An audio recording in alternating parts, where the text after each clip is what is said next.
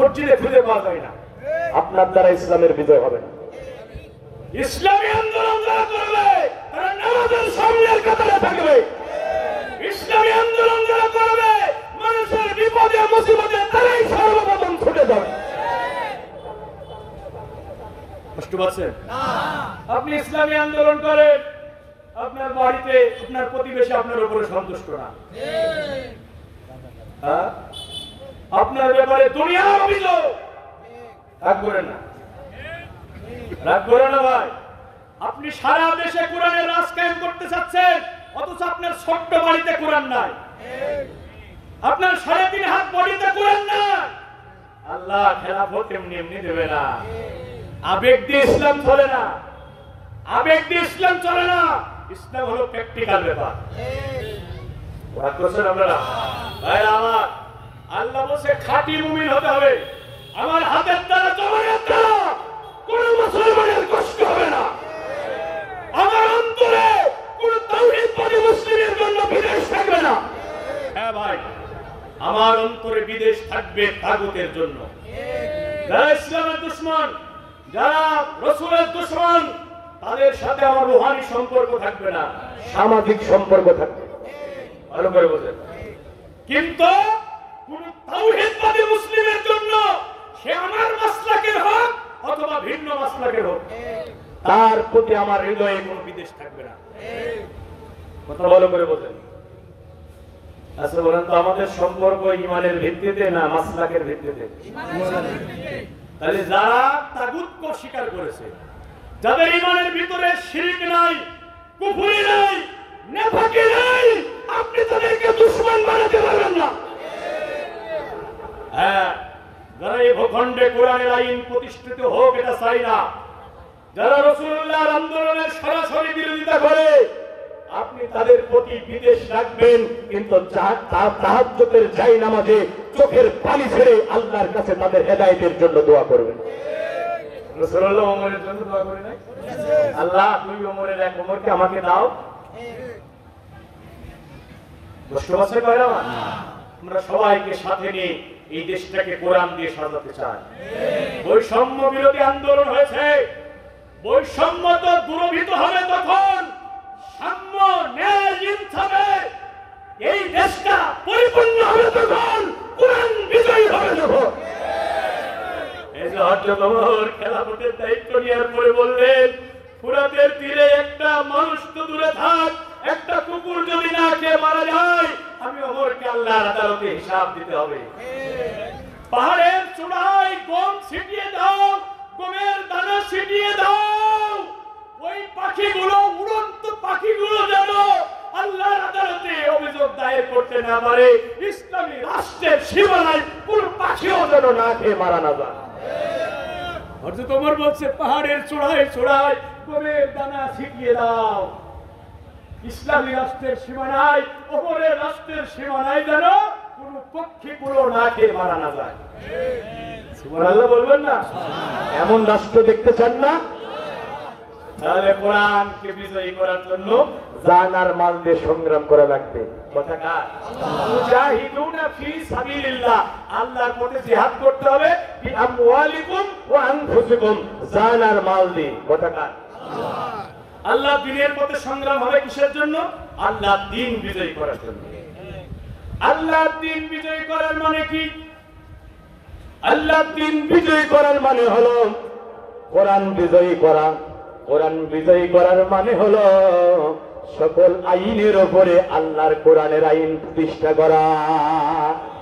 ব্যক্তি জীবন থেকে শুরু করে আন্তর্জাতিক জীবন, রান্নাঘর থেকে শুরু করে বঙ্গভবন, সব জায়গা চলবে আল্লাহর কোরআনের বিধান অনুযায়ী। সব জায়গায় আল্লাহর বিধান আছে না নাই? ও ঝিনাইদার আল্লাহর বান্দারা, শোনো কথাগুলো হৃদয় দিয়ে শোনো, সব জায়গায় আল্লাহর বিধান আছে না নাই? সকালবেলা ঘুম থেকে উঠে আপনি বাথরুমে যাবেন, বাথরুমে ঢোকার বিধান ইসলামে আছে না নাই? আবার বাথরুম থেকে কিভাবে বের হবেন, ইসলামে এই বিধান আছে না নাই? কথা বলেন। আবার আপনি মসজিদে ঢুকবেন সালাতের জন্য, মসজিদে ঢুকবেন কিভাবে, ইসলামের বিধান আছে না নাই? মসজিদ থেকে কিভাবে বের হবেন, ইসলামের বিধান আছে না না? চোর চুরি করেছি, চোরের বিচার হবে কিভাবে? ইসলামের বিধান আছে না নাই? জোরে বলেন আছে। চোর চুরি করলে বিচারের রায় দিয়েছেন কে?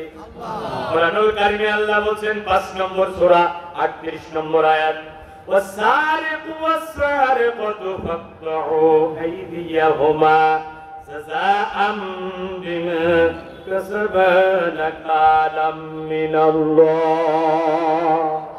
চোর পুরুষ হোক আর নারী হোক, চুরি করলে তার হাত কেটে দাও। আমার আল্লাহ বলেন জাযাআম বিমা কাসাবা নাকালাম মিনাল্লাহ। এই দণ্ডবিধিটা আমি আল্লাহ আকাশের জগৎ থেকে দিয়েছি। চোর চুরি করলে হাত কেটে দাও, এ আইন কে দিয়েছে ভাই? বলেন। এখন বলেন তো আমাদের দেশে কি আইন চালু আছে? স্বাধীনতার 54 বছর পার হয়ে গেছে, রাষ্ট্র ক্ষমতায় যারা এসেছে সবাই মুসলমান, প্রধানমন্ত্রী মুসলমান, রাষ্ট্রপতি মুসলমান, স্পিকার মুসলমান, ধর্মমন্ত্রী মুসলমান, বিরোধী দলীয় নেত্রী মুসলমান। একটা চোরের বিচার কি কোরআনের আইন দেওয়া হয়েছে? তার মানে এই কোরআনের আইন প্রতিষ্ঠার জন্য জান দাও, মাল দাও, জিহাদ করো, সংগ্রাম করো, আন্দোলন করো। এখন আমরা বললাম আল্লাহ আমি নামাজ পড়বো, রোজা করবো, হজ করবো, জিকির করবো, দাড়ি টুপি জুব্বা সব ঠিক রাখবো, মসজিদ বানাবো, মাদ্রাসা বানাবো, কিন্তু জানও দেবো না, মালও দেবো না, তোমার কোরআনের আইন প্রতিষ্ঠার আন্দোলন করবো না। আল্লাহ, ও আল্লাহ, তাহলে কি তুমি আমাদের জান্নাত দেবা না? ও আল্লাহ, তাহলে কি জান্নাত পাবো না? আল্লাহ কি বলছে? বলবো। আমার আল্লাহ বলেন, শোনো গোলাম, শোনো, ও গোলাম শোনো, হাসিবতুম আন তাদখুলুল জান্নাহ। কি মনে করেছ? ও গোলাম, কি মনে করেছ অতি সহজে কি আমার জান্নাতে চলে যাওয়া? কি মনে করেছ আনুষ্ঠানিক কিছু ইবাদত বন্দেগী করে কি জান্নাতে চলে যাবে? সকাল সন্ধ্যা জিকির করে কি জান্নাতে চলে যাবা? মসজিদ মাদ্রাসার সভাপতি সেক্রেটারির দায়িত্ব পালন করেই কি জান্নাতে চলে যাবা? না বান্দা, না বান্দা, না বান্দা, না, এত সহজে আমি আল্লাহ তোমাকে জান্নাত দেব না। ওয়ালাম্মা ইয়ালামিল্লাহুল্লাযীনা জাহাদু মিনকুম। জান্নাতে ঢোকানোর আগে আমি আল্লাহ দেখবো, অবশ্যই দেখবো, অবশ্যই দেখবো, অবশ্যই অবশ্যই আমি আল্লাহ জেনে নেব তোমাদের মধ্যে কারা কারা আমার কোরআনের জন্য জিহাদ করেছে। এ ভাই, বুকে যদি ঈমান থাকে, আল্লাহকে সাক্ষী রেখে বলেন তো এই কথাটা কে বলেছে? আল্লাহ। আমি সূরার নাম বলছি, আয়াত নম্বর বলছি। বক্তব্য যদি আমার মন গড়া হয়, ডাস্টবিনে ছুঁড়ে ফেলে দেবে। আর বক্তব্য যদি আল্লাহর হয়, শুনতেও হবে, মানতে হবে। শুনবে এবং মানার সিদ্ধান্ত নেবে যারা নিষ্পাপ, মাসুম, বেগুনাহ হয়ে বাড়ি চলে যাবে। ভাই রাগ করেন না। সূরা আলে ইমরান 142 নম্বর আয়াত। ওয়ালাম্মা ইয়ালামিল্লাহুল্লাযীনা জাহাদু মিনকুম, মিনকুম, তোমাদের মধ্যে কারা কারা আমার দ্বীনের জন্য, আমার কোরআনের রাজ কায়েমের জন্য জিহাদ করেছে, এটা না দেখে জান্নাত দেওয়া হবে। আচ্ছা, আপনি মুমিন নাকি মুনাফিক এটা প্রমাণ হবে দ্বীন কায়েমের আন্দোলন পক্ষে থাকা না থাকার মধ্যে। আপনি খাঁটি মুমিন নাকি মুনাফিক মুমিন এটা নির্ভর করবে কোরআনের রাজ কায়েমের আন্দোলন করা অথবা না করার মধ্যে। আমি আবারও বলছি, কোরআনের রাজ কায়েমের আন্দোলন করে যারা খাঁটি মুমিন তারা, আর করে না যারা মুনাফিক তারা, বিরোধিতা করে যারা কাফের তারা। ভাই, আল্লাহে রব্বি কাবা, আমার এই বক্তব্যের চ্যালেঞ্জ যদি কেউ গ্রহণ করতে পারে, আমি ওয়াজ বা জীবনের মতো বন্ধ করে দেব। কোনদিন আর মঞ্চে কথা বলবো না, তওবা করে ওয়াজ শুধু শুনবো আর ওয়াজ করবো না।